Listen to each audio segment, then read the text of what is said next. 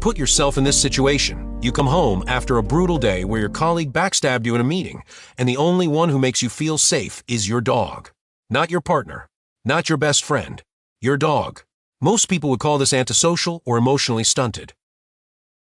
But psychology reveals something completely different, and it's not what you think. If you'd rather spend time with animals than humans, you're not broken. You're actually responding to a deep evolutionary and emotional intelligence that most people have lost. Let's break down the real psychology behind why you feel closer to animals than anyone else. 1. Unconditional presence.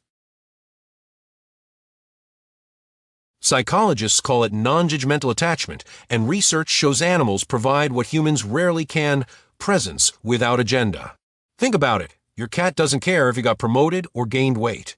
While most people offer conditional acceptance based on status, success, or appearance, animals love you for simply existing. Studies on attachment theory confirm that people who bond deeply with animals often experienced conditional love in childhood. They're not avoiding people. They're seeking the secure attachment they never received. And that's emotional wisdom. 2. The betrayal protection mechanism. Research on social psychology reveals something powerful. Humans who've experienced repeated betrayal develop what's called trust selectivity. A woman named Sarah told researchers she felt safer with her rescue horse than her own family because the horse never lied to her. While others call this cynical, psychologists recognize it as adaptive emotional intelligence. Animals can't manipulate, gaslight, or weaponize your vulnerabilities. They're not less than human connection. They're safer than toxic human connection. 3. Emotional transparency. Studies show that people with high empathic accuracy, the ability to read emotions deeply, often prefer animal companionship because animals communicate authentically. There's no hidden agenda, no passive aggression, no mind games. While most humans have learned to mask their true feelings, animals remain emotionally honest. A dog's tail doesn't lie. A cat's purr is genuine contentment. For highly sensitive people, this transparency isn't just preferable. It's psychologically essential. 4. The overstimulation shield. Neuroscience reveals that introverts and highly sensitive persons process social stimulation more intensely. One study found that 68% of people who prefer animals to humans score high on sensory processing sensitivity.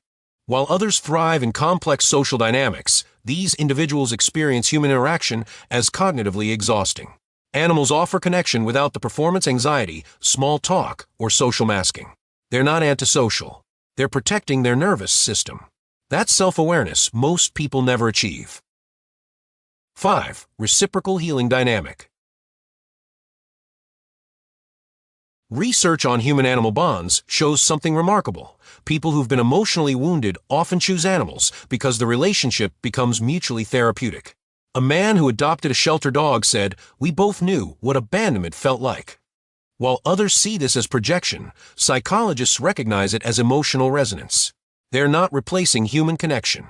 They're practicing trust with someone who won't weaponize their vulnerability. So next time someone questions your animal bond, don't assume you're emotionally stunted or socially deficient.